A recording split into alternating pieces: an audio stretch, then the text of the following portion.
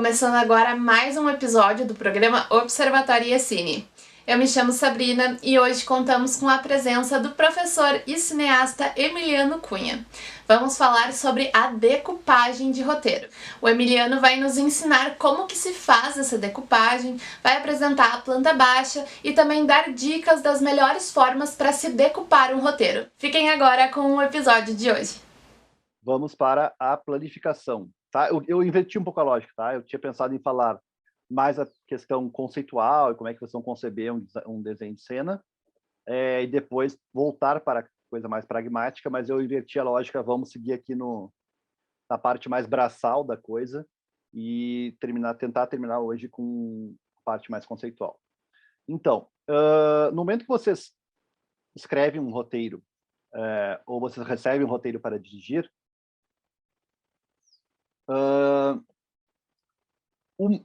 se você escrever o roteiro, a idealização é maior ainda, né? Porque o processo de visualização, que já é uma direção, né?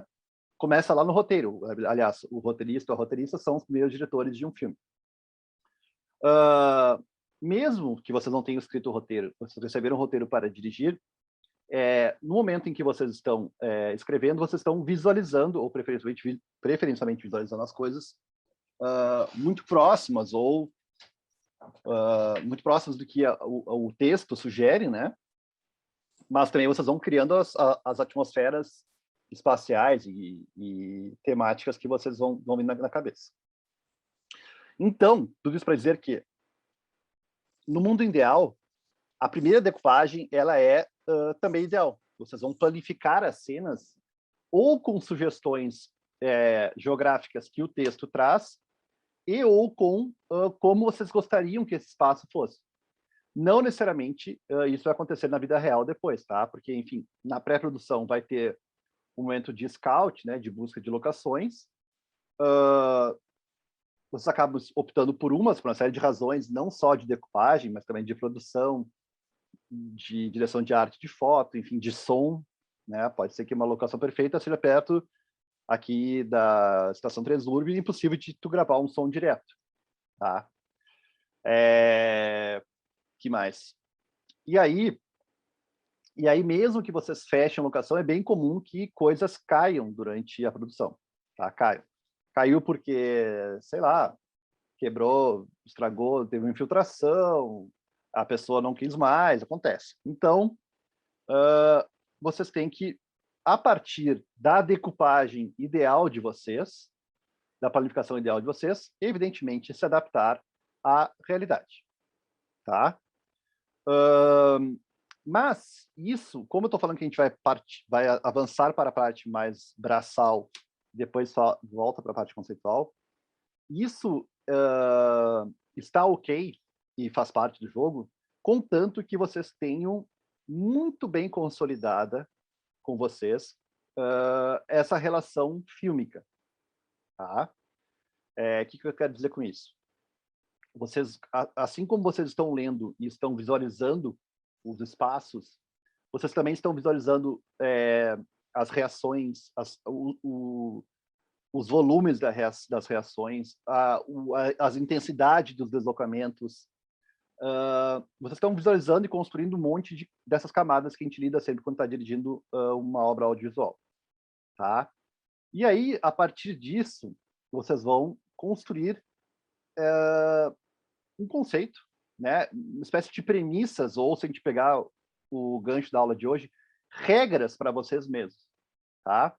Vocês precisam justificar a decupagem de vocês a partir de algo que o texto e que aquele universo fílmico traz para vocês. Vocês vão construir, tá?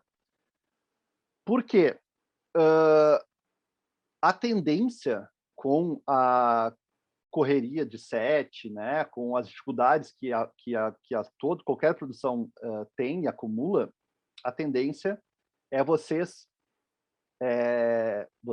voltarem para uma decupagem clássica, mais informativa, mais tradicional, tá? Que talvez não seja algo próximo do que vocês consolidaram. Trocando por miúdos, vocês têm lá todo um pensamento óptico, de ângulo, de tempo com algum personagem de vocês, e aí, tá uma correria no set, tem que dar conta de um diálogo de 3 páginas. O que eu faço? O que eu faço, meu Deus do céu? Plano conjunto, plano contra plano. Toca para frente. É muito comum acontecer isso, tá? Vocês meio que, diante de uma série de dificuldades, e vão acontecer o tempo inteiro, meu plano conjunto, plano contra plano. Toca para frente. E vai acontecer isso mesmo. Vai acontecer. Mas tem cenas que isso não pode acontecer. Vocês não podem trair as premissas de vocês, tá? Eu acredito muito do que o texto traz, o que o filme pede, o que o universo sugere, o que os personagens sugerem. E quando vocês fazem isso, acabam traindo os próprios personagens, o próprio texto, o próprio universo, tá? Então é uma tentação que vai estar sempre latente, que é resolver da forma mais fácil, enquanto talvez mais interessante seja bater pé naquilo que realmente é importante, mesmo que isso gere alguns problemas, enfim, vocês tenham menos planos para montar, tá? Mas isso um pensamento meu, assim mesmo, só para alertar vocês que a tendência é vocês, establish shot, plano contra plano, establish shot, plano contra plano, establish shot, plano, e assim vai indo. E aí o filme virou um monte de establish shot, plano contra plano. Tá? E essas relações que a gente pode estabelecer a partir da linguagem para com nossos personagens acabam meio ficando em 5º, 8º, 10º plano e meio desapercebidas. Mas cada projeto vai pedir uma forma diferente de se moldar a nossa decupagem. Como, então, a gente vai transformar o texto, né, o texto literário do roteiro, o roteiro no seu tratamento literário. O roteiro, em geral, tem o último tratamento, que ele é um tratamento literário. Aí nós temos as últimas leituras, as decupagens, né, as escolhas de alocação. Aí vai para um roteiro de produção, que é o roteiro assim, final mesmo, agora não imprimo mais nada. E tem o roteiro técnico, que muitas produções pedem para a equipe de direção. O roteiro técnico não necessariamente é apenas construído pelo diretor ou pela diretora de cena, mas em conjunto com os seus assistentes, tá? Então, como é que eu faço? Primeiro, é uma leitura, em geral, mais desapegada, tá? Uma leitura realmente mais narrativa, literária, atmosférica. É evidente que, às vezes, é inevitável que vocês vão lendo e não vão imaginando coisas. Visualizem para cada cena a geografia ideal, tá? Eu sou bastante old school. Eu sei que isso não é ecologicamente correto, mas eu adoro papel. E eu realmente decupo muito com lápis e estojinho e apontador e borracha. Para mim me ajuda muito. Eu tendo a pensar muito o roteiro a partir de tempos de montagem e espaços, e eu vou colocando isso na folha de papel. Então eu sempre peço, quando eu vou dirigir uma obra, que eles imprimam para mim uma versão A4 grandona, assim, né, com um lado em branco, porque eu tenho a cena e eu vou desenhando aqui minha decupagem. Em geral, a equipe recebe uma versão assim, né? É mais econômica e, enfim, tem mais o texto, assim, que acontece na cena. Eu gosto do grandão e daí dá para rabiscar bastante. Transformar, então, a partir dessa geografia ideal, como é que a cena vai ser montada, planificada, e isso a gente consegue através de uma planta baixa. E aí, com metodologia, eu volto para o roteiro e, junto com os assistentes, transformo essa minha planificação, essa minha planta baixa, essa minha sugestão de mise-en-scène, vamos usar uma palavra que eu vou avançando já, em roteiro técnico, tá? Que é a parte mais trabalhosa mesmo. Então, vamos lá, planta baixa. Planta baixa, então, eu peguei aqui um blueprint de arquitetura, basicamente é um olhar em plongé absoluto, né? Em que a gente achata as formas e consegue visualizar de cima. Eu montei aqui uma cena bem simples, uma sugestão de cena bem simples, só para a gente pensar juntos. Interna, aqui é sempre o cabeçalho, tá? Cabeçalho da cena, que, enfim, indica tempo e espaço em que ela ocorre. Interna, casa abandonada, quarto, noite. Um quarto pequeno, muito escuro e abandonado há bastante tempo. As venezianas, já carcomidas, permitem que feixes da luz alaranjada brotem da rua. Nossa, estava inspirado mesmo. Detetive Pereira adentra o recinto, empunhando sua lanterna, olha os arredores, caminha até a janela e olha por entre as frestas da veneziana, atrás de algum movimento na rua. Então vejam que o texto, ele não só vai sugerir movimentos, mas também ele te dá alguma espacialidade. Um quarto pequeno, muito escuro e abandonado há bastante tempo. As venezianas, já carcomidas, permitem que feixes da luz alaranjada brotem da rua. Detetive Pereira adentra o recinto, empunhando sua lanterna, olha os arredores, caminha até ela e olha por entre as frestas da veneziana, atrás de algum movimento na rua. Então, na primeira leitura, a gente consegue visualizar várias coisas, e eu tenho certeza que vocês já estão decupando aí, ao mesmo tempo que eu também decupei enquanto lia. Então, nesse caso específico dessa cena, não tem, assim, grandes elementos narrativos importantes, né? O que tem de aparentemente importante na cena? Que é uma locação abandonada, que tem essa meio misteriosa, escura, e tem essas venezianas ali que deixam uma luz vindo da externa da rua para entrar, que é onde o detetive Pereira vai se aproximar e olhar por entre elas. Imaginar a locação ideal, mapear os objetos, elementos narrativos e ações e reações apontados pelo roteiro, criar simbologia para identificar movimentos de câmera e de atores, enumerar planos e criar legenda. Tá? Vamos ver. Então, aqui eu fiz uma planta baixa dessa minha locação ideal, em que eu vou identificar dentro desse espaço, né, em 2D aqui comprimido, algumas entradas e saídas ou espaços em que o roteiro pede, né? No caso aqui a porta e a janela, tá? Vocês podem criar a simbologia que vocês quiserem. Sugiro que mantenham a mesa do início até o final do filme. E aí eu vou sugerir aqui, por exemplo, uma decupagem, tá? Então o detetive Pereira entrou ao recinto, se deslocou pela sala escura e carcomida até a veneziana e olhou para fora. Como é que eu decupei aqui rapidamente? Primeiro plano é um trevem lateral da esquerda para a direita, em MPP, MPP lateral direito. Nível. Tá? Quando ele chegar aqui perto da veneziana e olhar para fora, eu tenho um big close-up, 3/4 à esquerda, em plongé. Basicamente isso, 2 planos para decupar essa cena. Então, de novo, eu poderia decupar isso de 300 formas diferentes. Eu poderia começar com planos detalhes da sala. Então, uma teia de aranha, a própria veneziana quebrada, a luz banhando o chão da sala, o assoalho meio quebrado. Então, eu poderia encher de marquinhas aqui de câmera pelo chão, pontuando que eu iria começar com vários planos detalhes e depois poderia começar com um close do detetive olhando o recinto, abrir para um traveling mais aberto e terminar de novo com um big close-up dele. Enfim, isso que é a maravilha do audiovisual, como eu já falei para vocês, que cada um vai pensar essas relações de espaço e tempo da maneira que o texto sugere, mas também como vocês experimentam e vivenciam o mundo e a própria ficção. Nesse caso aqui, eu resolvi facilitar, então eu fiz um traveling e um big close-up. Como é que eu colocaria isso no meu roteiro?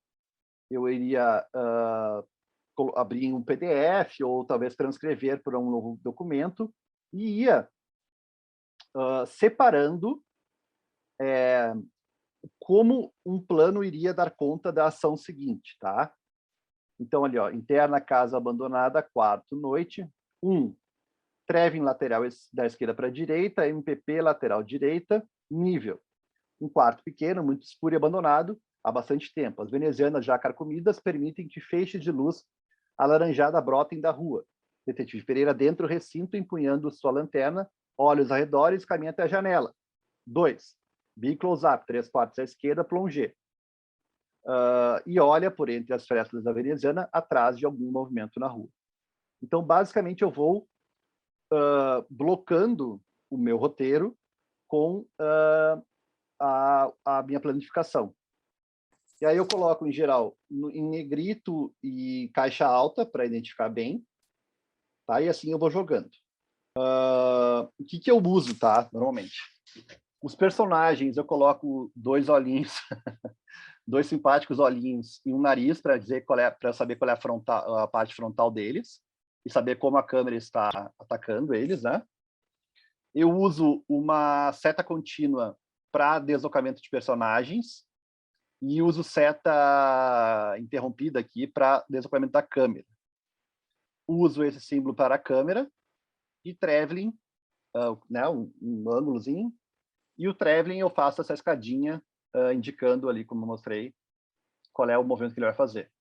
Então, deslocamento do ator e o traveling aqui em deslocamento da esquerda para a direita. Ninguém perguntou, mas eu pergunto. Tá, e plano sequência, professor, como é que eu faço? Ai, meu Deus, plano sequência realmente é mais complicado. Como eu falei, como eu penso o plano sequência, é um plano muito longo, com montagem, mas sem cortes. Tá? Então, como é que eu faço? A mesma ação, e eu sugeri agora fazer um plano de sequência dessa ação. Tá? Então, como é que eu faço? Eu marco no meu, na minha planta baixa os locais em que eu acho que haverá, e que eu quero que tenha uma posição de câmera diferente do que estava acontecendo até então. Até me esqueci de botar aqui o deslocamento, a seta contínua do personagem. Deveria ter uma seta contínua aqui, tá? Vou botar. Seta contínua. Aqui. Então, tá aqui meu personagem vai se deslocar daqui até lá. E aí, o que eu sugeri? Eu começo o plano de sequência na frente dele aqui, um PP frontal nível em traveling out, simulando traveling out, e aí ele vai jogar o olhar para os entornos, ele tá cabreiro. Quando ele tá cabreiro aqui, ele vem, ele segue, e a minha câmera simula um ponto de vista dele. E vai fazer uma pan da esquerda para a direita. E aí eu reencontro ele já quase na janela, em PP costas ali, botei ele, ó. Segue em PP costas nível, né, seguindo ele em traveling, e termino em big close-up, 3/4 à esquerda, plongé. O que eu fiz, então? Mesmo que não tenha corte, eu vou explicando como é que a câmera vai se comportar quando assumir outros tipos de enquadramento, mesmo sem corte. Então, eu acho que fica bem mais fácil assim. E aí, no texto, eu colocaria assim, ó, plano sequência. Inicia em PP frontal, nível, traveling out. Um quarto pequeno, muito escuro e abandonado há bastante tempo, as venezianas já corcomidas permitem que feixes de luz alaranjada brotem da rua. Detetive Pereira adentra o recinto, empunhando sua lanterna. Passa para a pan da esquerda para a direita, olha os arredores. Segue em PP costas nível, traveling in, caminha até a janela. Termina em big close-up, 3/4 à esquerda, plongé. E olha por entre as frestas da veneziana, atrás de algum movimento na rua. Tá? Então, vocês vão, como não tem corte, esses verbos de continuidade ajudam bastante, não só no roteiro, como no roteiro técnico. Isso aqui é um roteiro técnico, tá, pessoal? Basicamente é isso. É vocês inserirem os planos dentro das cenas. Então, passar, segue, termina, se desloca para, são verbos que ajudam não só para vocês pensarem a decupagem, depois para quem vai ler e pensar como é que vai produzir isso. Tá? Então, o plano de sequência é isso, é ir montando e demonstrando quando há uma grande troca de enquadramento. Agora, a parte polêmica. e a Dani Strack, que é minha querida amiga e foi assistente de direção no Raia, ela falou, nunca ensine isso para ninguém, senão você vai enlouquecer todos e todas as assistentes de direção. O que eu quero dizer? Bom, como é que eu, Emiliano, penso uma decupagem? Nós temos aqui a planta baixa dessa sugestão de ação. Nós temos basicamente duas posições de câmera. Nós temos, claro que tem aqui um traveling que vai ir da esquerda para a direita, tá? Mas a gente tem aqui uma posição 1, posição 1 e posição 2. Isso para a produção e para a assistência de direção basta, e é ótimo que seja assim bem simples, porque o que eles têm que pensar? Eu não preciso nem produzir o lado de cá, eu posso colocar, inclusive, sei lá, o monitor para direção, eu posso botar a equipe aqui, porque a câmera vai chutar para cá só. Então, eu tenho que produzir esse lado aqui, essa parede, esse chão, vai chutar para cá e para lá. Então, eu me defendo do lado de cá. Tá? Graças a Deus, esse diretor não quis trocar de eixo e eu não tenho que produzir o lado de cá. Beleza. Porém, entretanto, todavia, são duas posições de câmera, mas que na montagem poderiam não ficar tão comportadas nessa posição de câmera. Vamos pegar aqui um exemplo. O que eu quero dizer com isso? Ó, vamos pensar aqui, tá? Que é uma situação relativamente parecida, tá? Nós temos esse traveling, que vamos considerar como uma posição de câmera, tá? Uma posição de câmera. Então, posição de câmera 1.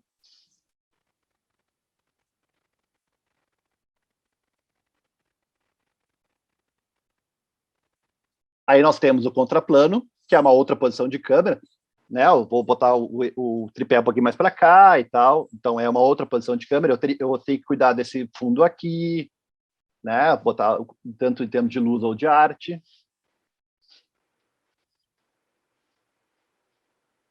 Tá. Aqui começa a grande confusão que o Emiliano cria na cabeça das pessoas.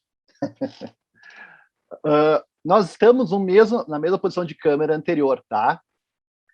Mas o Emiliano, na sua cabeça bem desordenada, talvez, eu penso muito o ritmo das coisas internas através da montagem.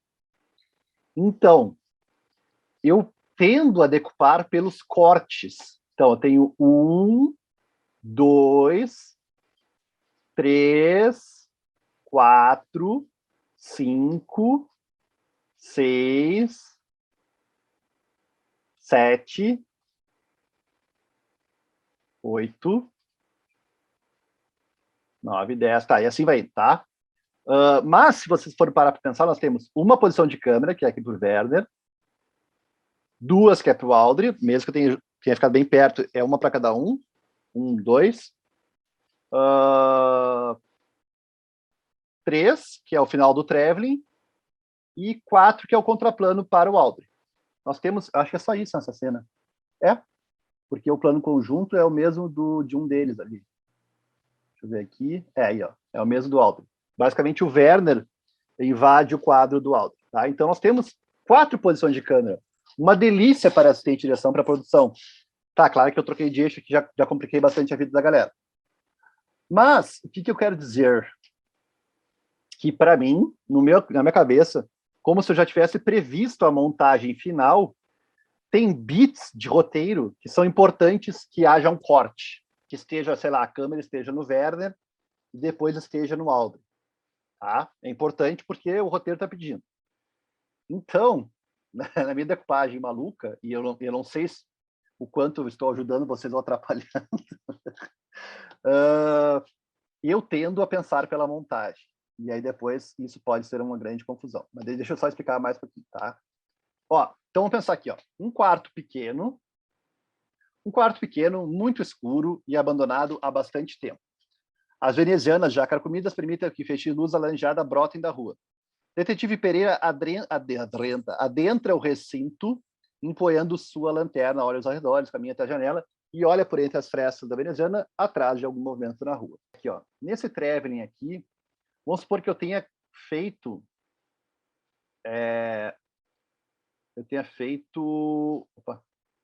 outros planinhos aqui, né? Um plano de detalhe da aranha, um plano de detalhe do assoalho, para cá, um plano de detalhe da própria luz na janela ali e tal. Eu tenho 3 planinhos, tá? Que eu acho importantíssimo como diretor de cena, que eles vão construindo ao longo do traveling a atmosfera meio sombria e perigosa e misteriosa desse espaço. Então, o que seria essa minha decupagem? Olha que maluco. Eu iria de 1, 2, 3, 4, 5, 6, 7. Eu recortaria a mesma posição de câmera em outros planos, porque a minha cabeça tende a pensar assim, pela montagem. Como é que eu faço para ajudar daí, se vocês optarem por essa lógica, tá? De planificarem a partir da montagem. Como é que eu ajudo a galera? Eu faço o seguinte, eu boto então, como é que era? Vamos botar aqui, 1, que é igual ao 1, 2, igual ao 3, que é igual ao 1, 2, 3, 4, 5, que é igual ao 5, que é igual ao 6. Então, o que eu quero dizer com isso? Que nesta mesma posição de câmera, eu vou fazer uma limonada de 3 outros planos, que na minha montagem ideal da cabeça vai ficar intercalando com os planos detalhes lá do espaço. Então, o 1 é também o 3, que é também o 5, que é também o 6. Isso acontece, na verdade, para mim, na verdade, mais normalmente, em decupagem de diálogo, né? Porque eu tenho, enfim, beats dramáticos internos, né? Ou não ação, um olhar um pouquinho diferente, que basicamente, vamos supor que eu vá decupar isso aqui de uma maneira bem tradicional. Plano conjunto, plano fechado de um, contra plano fechado do outro. Essa é a minha decupagem. 3 planinhos, 3 posições de câmera. Porém, no meu desenho dramático, na minha decupagem, né, eu quero estar mais com a câmera no momento, com alguém, do que com outro. E aí eu tendo a fazer isso. Eu vou dando números às coisas, eu vou aumentando, o que pode ser enlouquecedor para assistentes de direção. Mas, no fim das contas, é a mesma coisa. O que interessa para eles... como se fosse...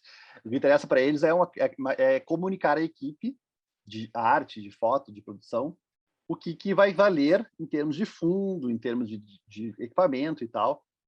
E aí, invariavelmente, no fringir dos ovos, são 2 posições de câmera.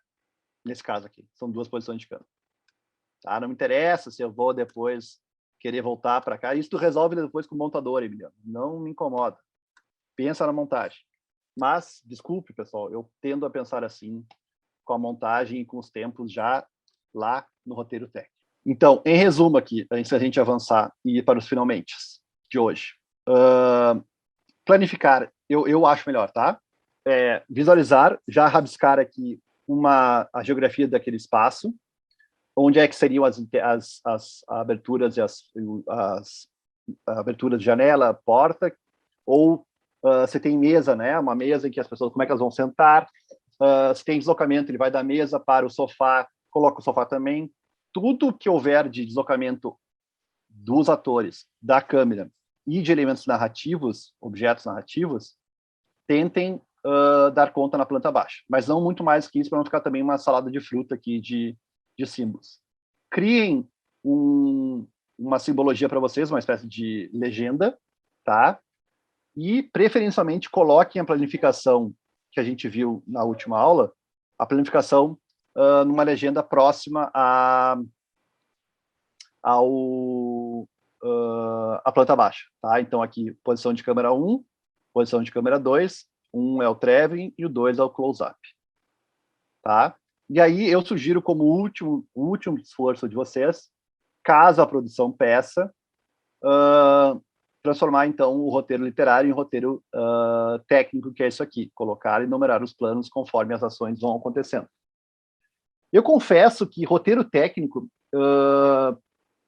é difícil que alguém assim exija que vocês façam, mas, sem dúvida, lista de planos, com certeza, tá?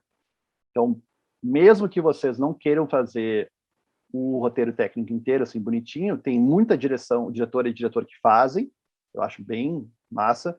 Eu sou mais caótico, eu gosto de rabiscar mesmo, colocar em planta baixa e legendar, e depois a gente passar limpo a lista de planos, porque, enfim, quanto mais plano, mais movimento de câmera, a tendência é que demore mais a cena, tá? O set. Não sejam, por favor, diretores e diretoras que mudam completamente tudo na hora de rodar, tá? Não sejam essas pessoas, porque em geral, tem muita gente trabalhando para esse momento e foi tudo pensado a partir do que vocês decuparam a priori. É claro que as adaptações vão acontecer o tempo inteiro. Essa decupagem, ela parte de uma conceituação em que vocês vão ter que, eventualmente, adaptar, possivelmente adaptar na hora de rodar. E agora, então, a gente faz essa desvirada filosófica e volta para como eu vou construir, então, essa decupagem, né? Como é que eu vou me relacionar com essa história, seja ela escrita por mim ou escrita por outras pessoas. Então, como é que a gente pensa a decupagem? Já falei em uma ou duas aulas que eu acho muito importante, como diretor de cena e também como roteirista, me relacionar com essa história, com esses personagens ou com esse universo de alguma forma, tá? Eu acho muito difícil dirigir um roteiro em que eu não consiga me relacionar de maneira alguma com esse universo. Acho bem difícil. Tem muita gente que consegue acionar aí sim um lado mais técnico, prático de dirigir. E eu tendo a ter um envolvimento bastante forte assim com os personagens, com o universo, enfim. Então, eu preciso encontrar coisas ali que me despertem desejos, né? Sejam eles de se contar aquelas histórias, de apresentar aquele personagem. E, a partir disso, aí eu começo a construir, então, as minhas relações com o filme. E aí, para mim, o mais importante, o que me guia muito ao ler o roteiro são os personagens, né? Eu gosto muito de filmes de personagem, eu me interesso muito mais por personagens do que por histórias, por assim dizer, por narrativas. Eu gosto muito de personagens, eu gosto muito de ver como aqueles sujeitos tão idiosincráticos, tão especiais, vão lidar com situações mais especiais ainda, né? Como é que eles reagem, como é que eles deixam de reagir.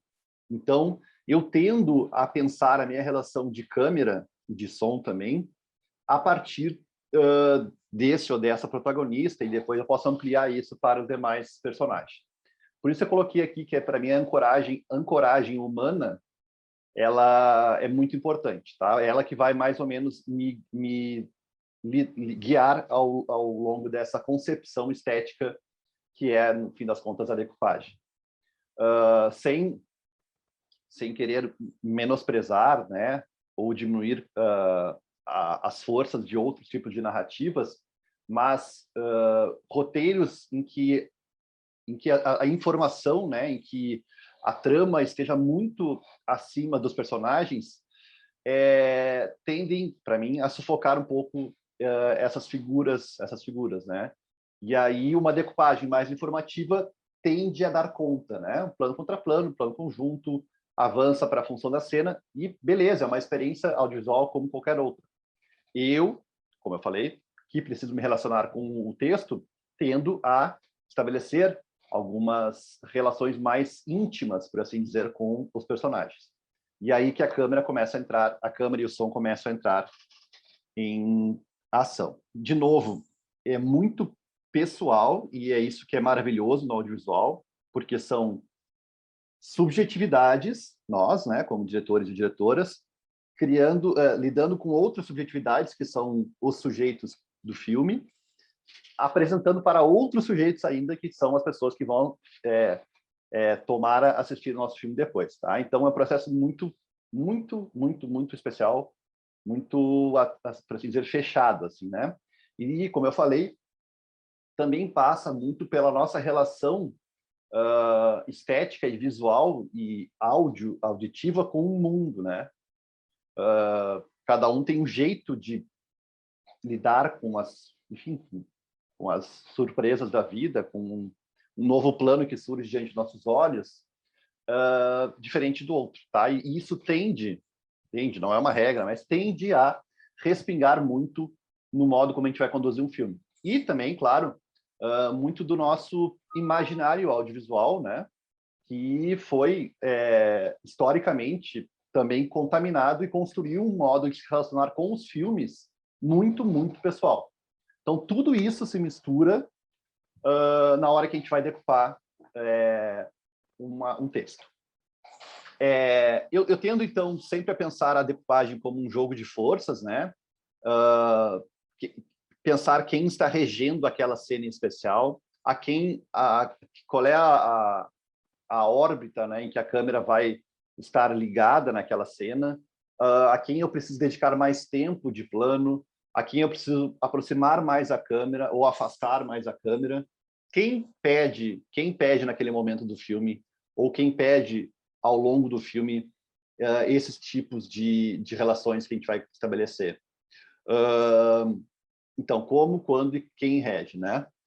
Por exemplo, num plano contra plano, vamos supor, eu dou sempre esse exemplo, mas para mim é um exemplo muito claro de como é que isso pode mudar o jeito como a gente vai fazer uma cena. Vamos pensar que a gente tem uma cena de um casal em que A está terminando com B, tá? E aí, enfim, algumas pistas, né, algumas ações, reações, algumas consequências ao longo do filme vão dando para o espectador indícios de que isso vai acontecer, tá? Mas, como o ponto de vista quem constrói somos nós, diretores e diretoras, a gente pode esconder de um dos personagens que isso vai acontecer. Então, vamos supor que A vai terminar com B, mas B não sabe disso. B nem passava pela cabeça dessa pessoa que A ia acabar com ela, ou com ele. E nós, espectadores, ao longo do filme, mostramos pistas, mostramos intenções, reações que nos levavam a isso. Então, a grande pessoa que estava ignorante na situação toda era B. Então, vamos pensar numa decupagem mais tradicional, clássica. Nós temos a cena em que A vai terminar com B. Fazemos um establishing shot, que, sei lá, A vai até a casa de B, onde eles viveram durante muito tempo e tal. A sala, que era um espaço de troca, enfim, de afetos deles, assim. E eu tô lá, dou um establishing shot, um plano de estabelecimento na sala com um sofá, e aí coloco a câmera em A, coloco a câmera em B, faço a proporcionalidade do tamanho de quadro, enfim, eixos e distância, e gravo todo o diálogo de A, gravo todo o diálogo de B, e gravo todo o diálogo aqui no plano conjunto. Depois eu vou montar com os ritmos que eu bem entender. Porém, então, isso daria conta de toda a informação da cena, daria conta de toda a ação e toda a reação, tá? Só que eu poderia eleger como força gravitacional dessa cena o rosto de B, tá? Porque até esta cena eu construí uma personalidade de A que não me interessa mais. Eu sei que B vai sofrer muito. Eu sei que A vai fazer aquilo por futilidade ou, enfim, por infantilidade. Então, como é que eu poderia decupar essa mesma cena? Eu poderia simplesmente, por exemplo, fazer um plano geral mais aberto possível nessa sala que foi um espaço de trocas afetivas entre eles durante muito tempo, tá? E aí, estou aqui no plano geral, eu peço, o A fala, vem aqui sentar comigo. E aí eles se afastam da câmera e sentam nesse sofá de costas para o nosso enquadramento, tá? Então, a partir dessa distância da câmera, desse estar de costas para a câmera, eu já crio uma certa possibilidade de leitura de frieza, né? Algo não está muito bem, eu não estou tão próximo a eles como eu estive antes no filme. E aí eu mantenho aquele plano paradão aqui, distante, eles de costas, e aí, claro, tem um constrangimento até que a fala, eu preciso te contar uma coisa. A gente não dá mais para... Eu preciso contar uma coisa. Quando ele fala, ou ela fala, eu preciso te contar uma coisa, eu corto lá para o outro eixo e fecho, ou fecho de costas, tanto faz, tanto um eixo quanto outro. Fecho, assim, no rosto de B, tá? E aí, a fala de A fica fora de quadro.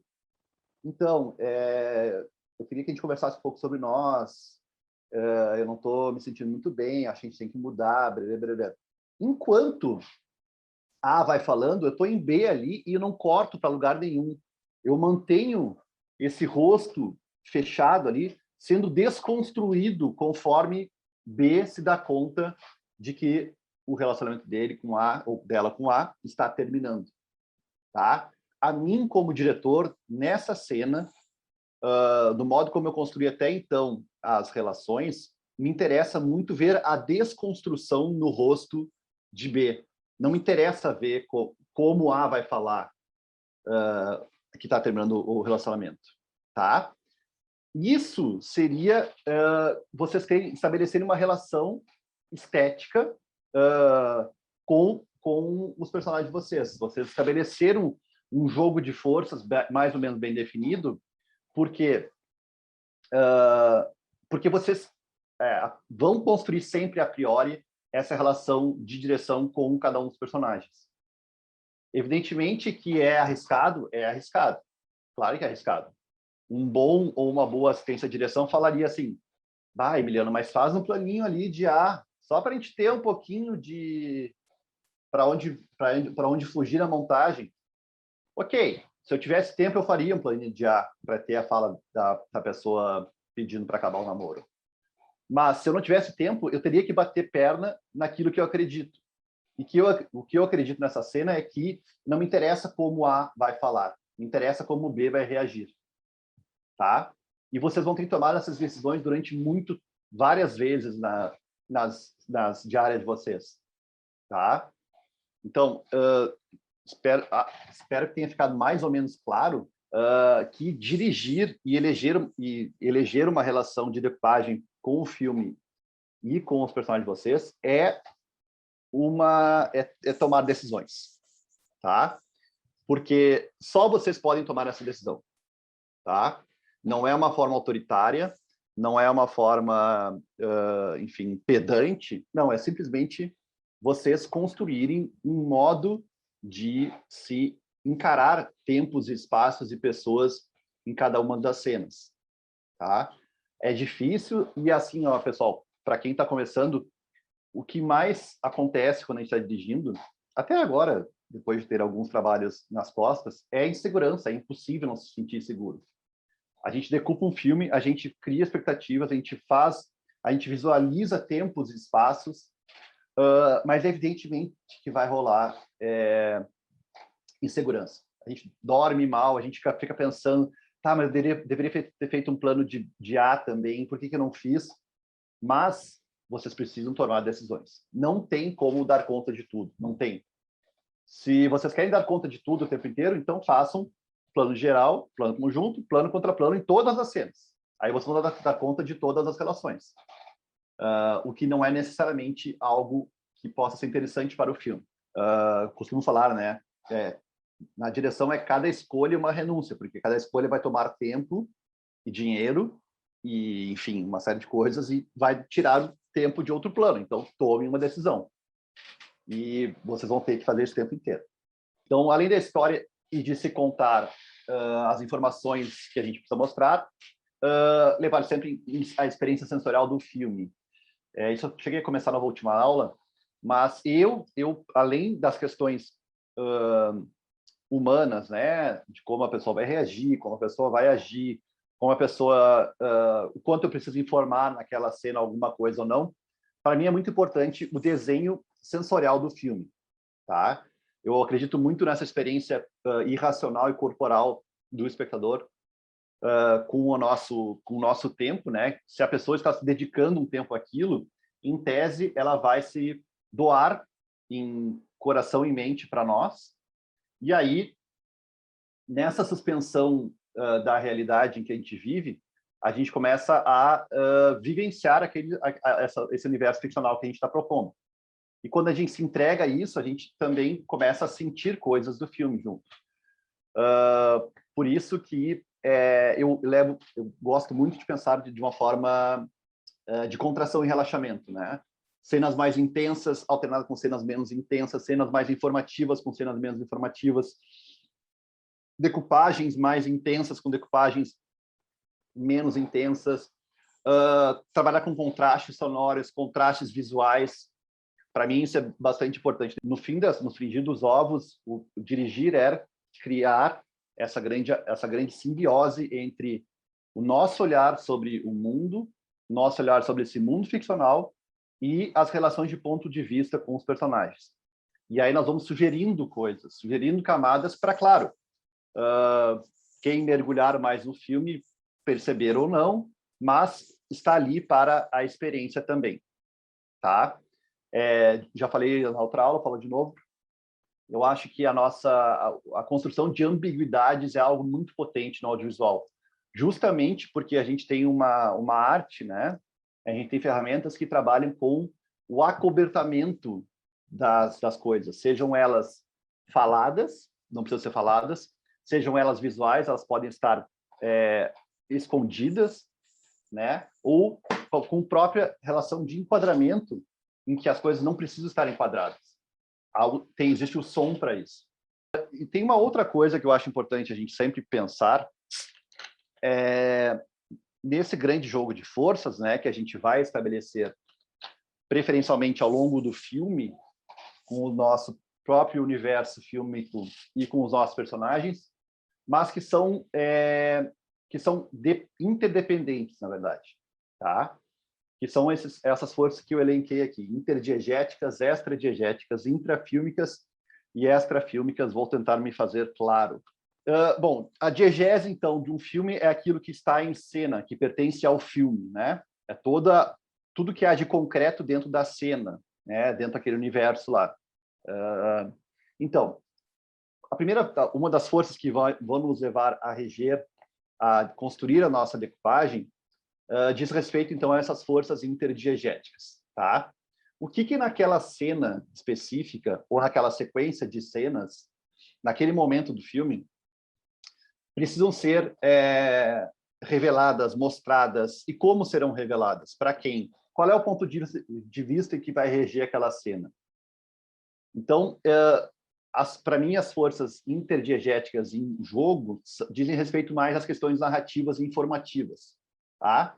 Quem fala para quem, o que para quem, como, quanto tempo a gente vai ficar nele, qual é a distância desse plano, qual é o ângulo desse plano, como é que é essa câmera em movimento, a câmera fixa, como reage essa pessoa, como a câmera reage quando essa pessoa fala alguma coisa, o que é descoberto, qual a informação, tá? Então, estão mais no nível do texto, do que precisa ser da função, entre mil aspas, da cena. O que naquela cena precisa ser mostrado.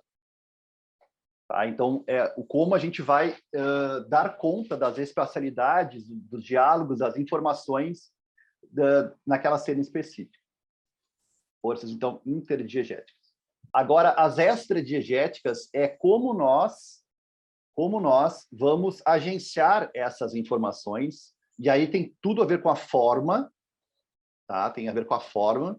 Então, como é que nós, como diretores e diretoras, vamos agenciar essas revelações, essas informações para a experiência do espectador? E aí eu trago de novo o exemplo que eu dei antes, né? Se a gente fosse dar conta aqui apenas das relações interdiegéticas na cena de fim de namoro entre A e B, provavelmente eu faria um plano geral, um plano fechado de um, plano fechado de outro, e contaria a informação de que algo acabou, e beleza, é um tipo de experiência. Mas eu posso sugerir coisas, eu posso trazer ambiguidades para o espectador, eu posso levar o espectador para outras possibilidades de leitura e de sensação.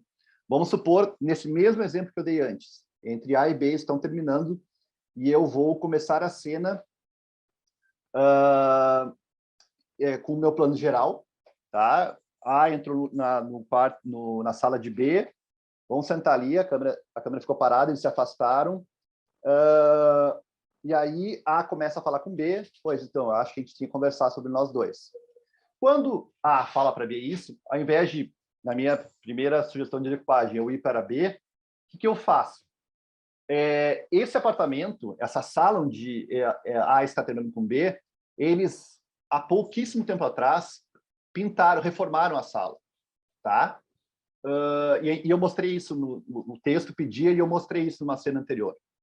E aí tem uma parte da parede que está mal pintada, porque na hora eles brincaram, enfim, daí respingou tinta.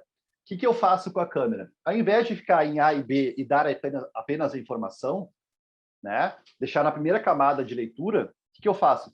Eu pego a minha câmera e deixo ela solta e deixo a conversa fora de quadro aqui, os silêncios rolando.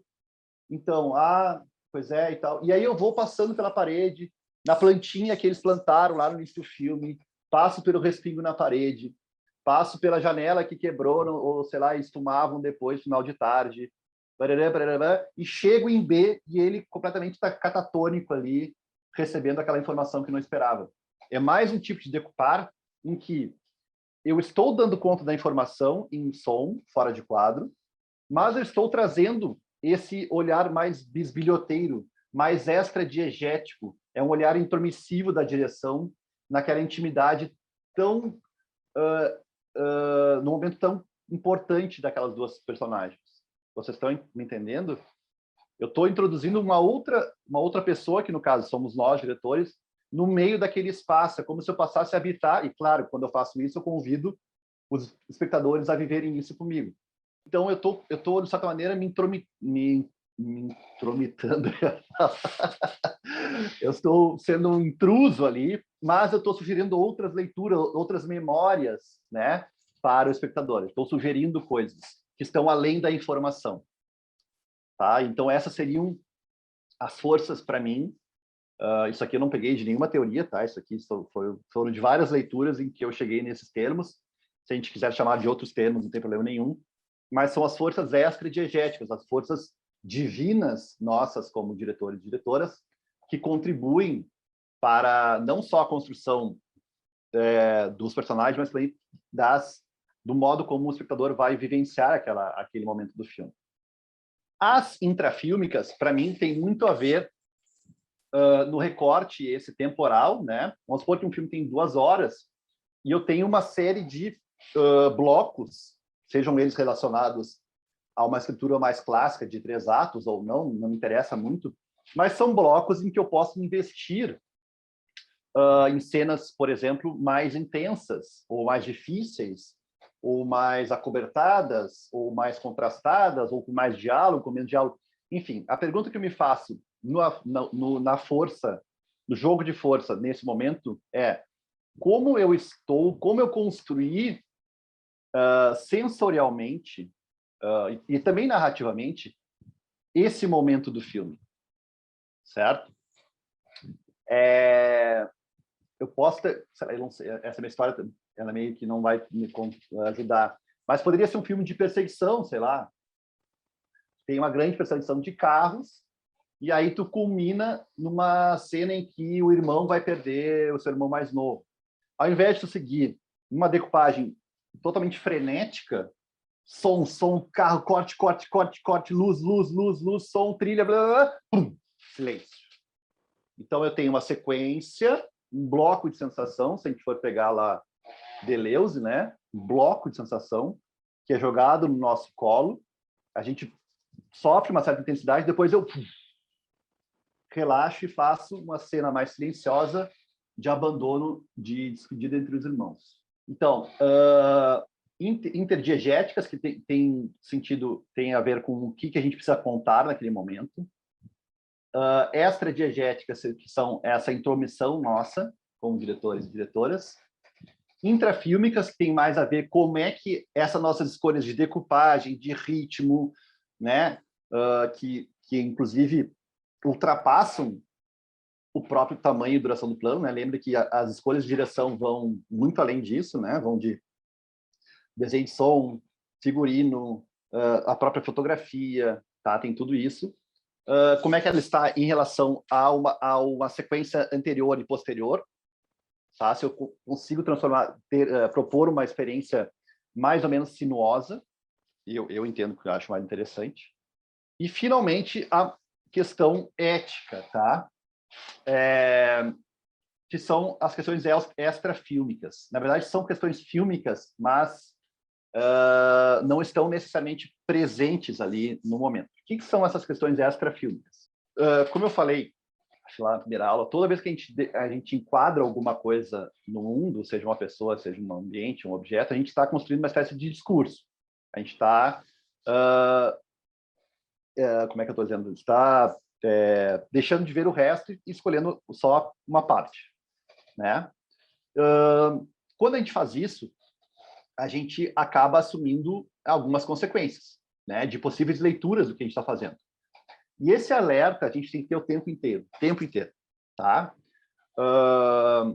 Um caso talvez mais tranquilo de se entender, seja justamente o que a gente falou na aula retrasada, da objetificação do corpo feminino, né?